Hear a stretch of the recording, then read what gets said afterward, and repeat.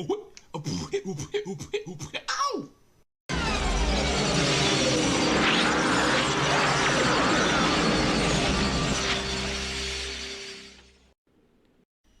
Greetings, YouTube. This is Dak Crash, better known as Brandon, and welcome back to another Quantum Leap review. So, this episode, What a Disaster, is probably the best episode yet this season. And I talked about the first three episodes being a pretty strong start, where the last couple of episodes were relatively weak. This one, however, was not only a return to form, but I think that they outdid themselves. And not only that, it's the first episode to truly capture the spirit of the original. So we're going to get into all that. And so before all that, just everybody, like, comment, rate, subscribe, do whatever you like to do. I really appreciate it if you join us on this little journey, talking about every episode, as we go along. So, as I was saying, this episode 6, is entitled What a Disaster, and it comes in on the coattails of a pretty shocking ending for the last episode, where Ben encountered another time traveler in the Old West, a man who came up to him right before he leaped, saying, "If you know what's good for you, you'll stop following me." And right before Ben could say anything, he leaped. So we never really got a chance to follow up on that, and I promise you, despite the weakness of the prior episode, like I said, this ending left me screaming and left all kinds of questions going on in my head because of remembering how things worked out in the prior Quantum Leap series. And also, what they do in this series kind of turns, they're retconning some things, from the original series. Some things that actually are probably a good idea to retcon. So they're not trying to go in and just tear everything apart. No. They're trying to do it for the benefit of maybe making things a bit more cohesive and easier to understand. And I'll get into that in just a moment. So, like I said, Ben leaps out after being accosted by a fellow time traveler who told him, "If you know what's good for you, stop following me." And that left everyone with a bunch of questions. And so this episode actually picks up on those questions. It was I was wondering if they were going to even do anything in the next episode, or they were just going to let the audience stew in it. No, they gave us answers, at least of a sort. And so Ben, he leaps into the year 1989 in San Francisco, particularly right before the great San Francisco quake of 1989, which really messed up San Francisco for those of you who were not around at the time. Look back in like news articles and stuff like that. It was a pretty widespread devastation. It was really, really bad. And so he leaps into a man named John Harvey, whose wife just told him that she wants a divorce. But right at the moment he realizes what's going on, he notices a baseball game being played, realizes it's 1989, that baseball game was canceled, and he realizes it was because of an earthquake, and he's like, "Everybody get out of here," suddenly the ground starts shaking, and he manages to get everybody out the little bar that he's in, before everything can get really, really bad, even though we have pieces of buildings falling all over the place and widespread traffic accidents and whatnot because of the earth shaking. And so, he manages to get his estranged wife, Naomi, out of there as well. It's the woman who plays her. Interestingly enough, and I cannot remember the woman's name right off the top of my head, Naomi is played by the girl who played, oh man, suddenly I'm blanking on her name. I was just thinking about it earlier. The Kaylee from Firefly. I looked at her face and I'm like, she looks really familiar. And then I was like, wait, is that Kaylee from Firefly? I thought that was pretty interesting. She did a great job with her character. So anyway, in the midst of it all, Naomi's trying to find their son Jason, who suddenly vanished. But he found out he went to a friend's house in Oakland. Now, when Addison appears to Ben, he's got a lot of questions, not just particularly about, of course, that leaper, and she tells him, "Yeah, we're working on it back in in HQ." But she tries to help him through this particular leap, trying to figure out what's going on, why they're even there, and they find out that it's to prevent their son Jason from dying in the aftermath of the earthquake. And he died in a collapsing house. So they're trying to make their way to Oakland on foot. And, for those of you who don't know their geography, Oakland's basically right next door to San Francisco. Anyway, so all throughout the while, this particular leap is having an effect on Ben's memory because of conversations that he's been having with Addison about his past. And he starts having flashes of memory of his mother and the circumstances of her death, particularly about some resentment that he held towards her and what happened because of it. And because what's going on with this couple's divorce has a lot of overtones, especially the resentment that Jason seems to be expressing just in stuff that he left behind in the house the home that they went into, concerning, his mom's intent to divorce. She had never told him, but it turns out that he had been overhearing phone calls that she was making to various lawyers, divorce lawyers particularly. And so he was really upset about it, and he never really wanted to move to San Francisco. He wanted to go back to Oakland where he was, where he said he felt more at home.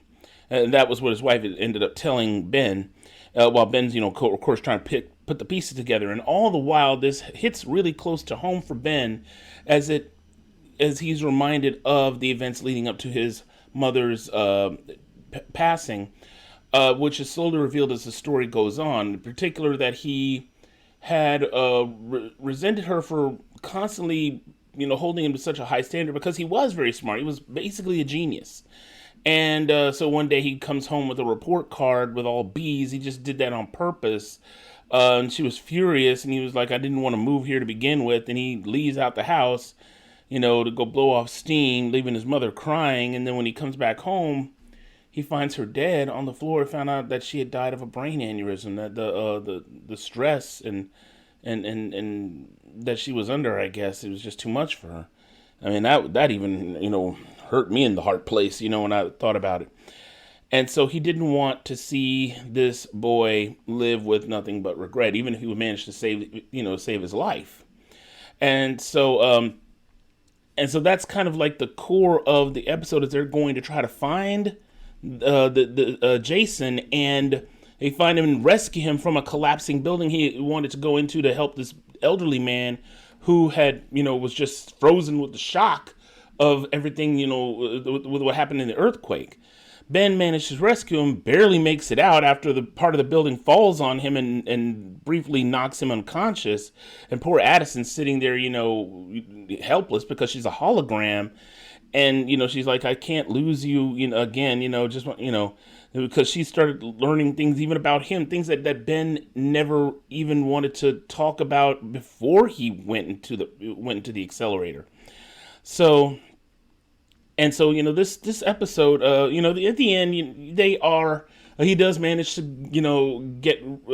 get back up, especially when Jason comes in, screaming out, Dad, wake up. And he managed to help them get the debris off of him and get out the building right almost at the moment it collapses. So, me describing it, of course, is not going to really convey the level of nail-biting tension that was in this episode. It really, really was something that kept you at the edge of your seat, which I really, really loved. And that was something that, was sorely missing from a lot of the episodes of Quantum Leap up to now, was a feeling of being truly emotionally invested in the characters. And I'll get back to that in a moment. I want to talk about the B plot now. The B plot was surprising in that it actually answered the question of who this leaper was that they had run into in the Old West. And so back at the Quantum Leap headquarters, they started utilizing the technology of the imaging chamber, which I really like. They started going a bit into more of the nuts and bolts of things and how the imaging chamber worked, and saying that the way the imaging chamber is set up, you can actually see the person who is leaping rather than the person that has been leaped into. Interestingly enough, and if there are some books on questions and answers for Quantum Leap, I don't know if they were official or not, But one of the questions was asked, who does Al see when he goes into the imaging chamber? Does he see Sam or does he see the person Sam leaped into? Well, the answer was that he saw the person that Sam leaped into. Now, if this is canon, this could mean that either the story writers are just basically retconning some things, or they could just chalk it up to the technology improving, making improvements to the technology so that it won't be confusing for the leaper. I mean, for the hologram. So anyway, they managed to take a picture through the imaging chamber feed of this particular person. They said, well, this is the person who we're seeing, not the person he leaped into. And they started running it through the NSA database, and well, that was kind of a frightening moment in of itself in the show, because it does kind of reveal the bit of paranoia that people have about the FBI and the NSA, and well justified paranoia. It even kind of gave me the creeps about how many computers our face it exists in, how many databases, especially government databases. We live in a day and age where privacy is in name only. And is practiced maybe just as a courtesy. Anyway, so they finally get a bite. They find out he's a military guy, a man named Richard Martinez, who was stationed at a place called Camp Pendleton. But he was like off base tending to his mother, so they go to his house. Magic and Ian go to his house and ask him, not Ian, excuse me, the security lady whose name I keep forgetting. Give me a second. Jen Chow. Anyway, so yeah, Magic and Jen go and talk to him and find out, he's kind of a total Boy Scout. I mean, he loves his country, even though one of the main reasons why he joined the military was to have citizenship. But it was something that the country said, no, this country, always denied me, but becoming part of the military made him a citizen, and gave him the right to vote, that kind of stuff.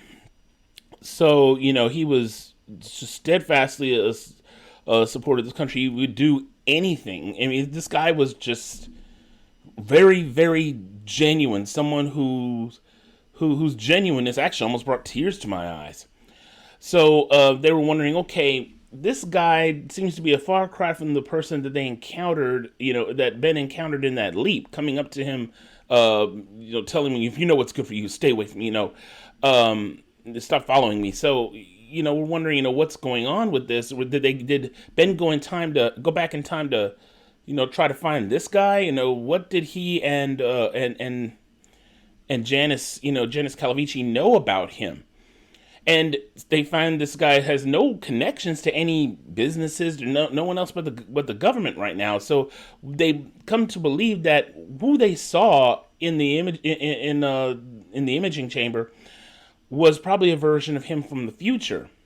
So that they know that somewhere along the line, he's going to become a leaper, maybe working for Project Quantum Leap or some other time travel project along the way. Now, going on a personal note, I still am holding out for the whole deal about the evil leapers. Because we never are, if you remember back in the original series where Sam encountered those people who were basically his opposites, putting wrong what was right, they're never fully explained where they came from. It's kind of sort of suggested they might be from hell, but probably not, considering how they were using actual technology. That was very similar to what Sam had. And the only difference was that they had some sort of more advanced technology because they could actually retrieve a time traveler within a certain window of time. Even in this particular point, their technology was not developed enough to be able to retrieve Ben. Or I think what it was that Ben had the whole thing set on a particular set of new programming that was preventing Ziggy from retrieving him.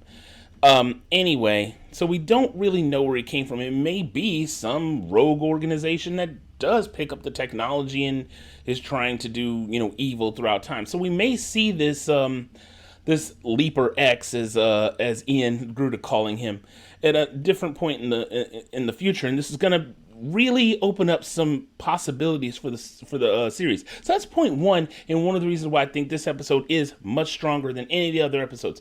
It really is establishing kind of a mystery, an even bigger mystery on top of this mystery sandwich that we see, especially in this Leaper, and what what are the circumstances of him appearing? So we almost certainly know that we're going to run into him again. We don't really know the circumstances of it all. And another great point about this episode, just as a side note, is that they had this part where Addison's hand link was acting up. So Ian gives her an update, and we're not update, excuse me, an older one, when she activates and starts making the same noises that that Al's hand link did, with the little cute noises that it always made. And that just kind of made me fanboy all over the place. So and so that's another reason. There's some good nods to the original, even though it doesn't look exactly like Al's hand link. It does have sort of flashing lights on it, in the same way that Al's hand link looked like something you pulled out of the video game Tetris. But anyway, so and I kind of lost my train of thought. Oh, okay. So anyway, that's what they kind of come up with in the B plot. So both the A plot and the B plot work together wonderfully, telling a really cohesive tale that kept you interested throughout the entire episode. And not only that, like the level of tension and emotional stakes in the story made it really feel like a genuine episode of Quantum Leap. Also, for one other reason, and that was because of because how personal this tale was. It wasn't about. It took place during a significant event in American history. However, it focused just on average Joes in a really deep and like I said, in an emotionally affecting way. The same way that a lot of episodes of Quantum Leap were, and that was the heart of Quantum Leap. Was they were the people that Sam leaped into, their personal lives that were touched by Sam's acts of kindness and bravery and heroism to change history for the better.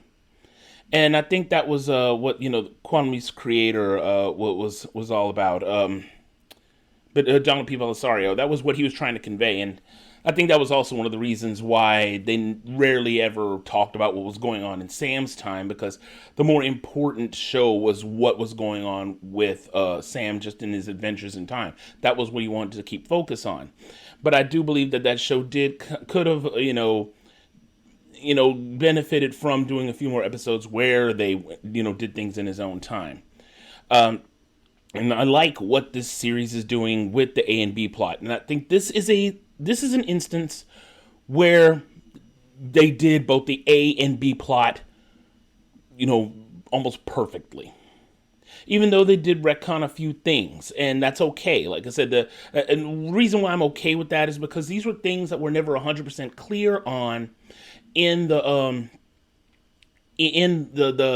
original series. Another thing was that I think they did retcon out is the whole waiting room thing.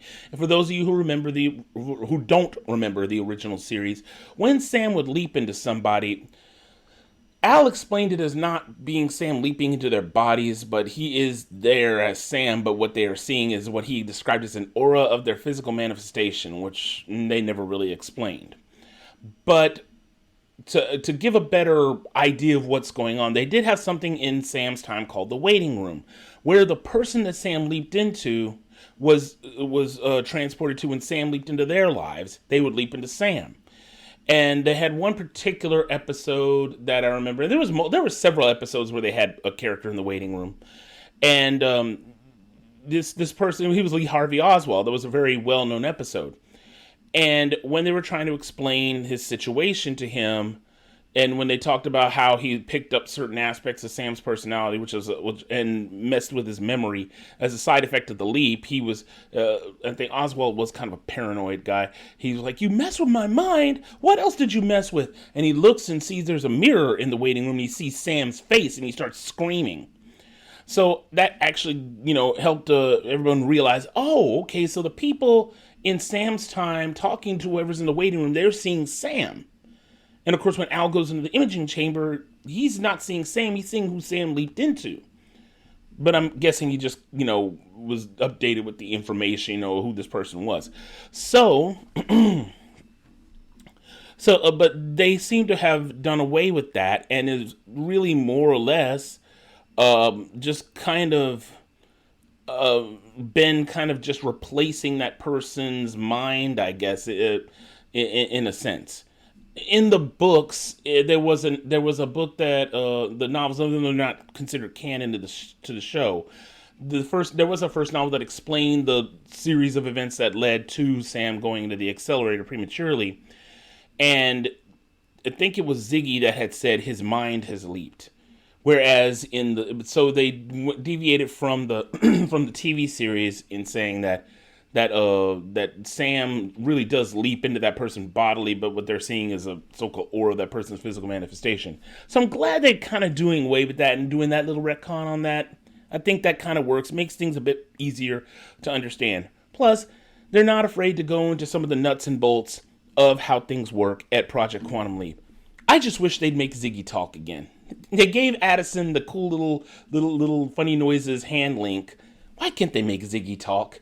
I'm pretty sure you can hire the lady back on if she's still around, or just have another voice actor. Anyway, so I think that's about all I have to say for this episode. I'm going to definitely agree with a fellow YouTuber, AJ's Movie Place, when he said, yeah, this is easily the strongest episode of the whole series. This is what I was hoping to see from the very beginning watching the series. If we can have more episodes like this, I think they're going to be a bigger draw for people. And that is my hope, ladies and gentlemen, that, our reviews of the show, and mostly everyone who I've seen giving reviews, except with maybe the exception of one or two YouTubers, are giving pretty positive feedback on the series. We're all kind of saying the same thing, that the episodes were kind of weak. And, well, like I said, I think we could all agree that it chalks up to the having to juggle two plots.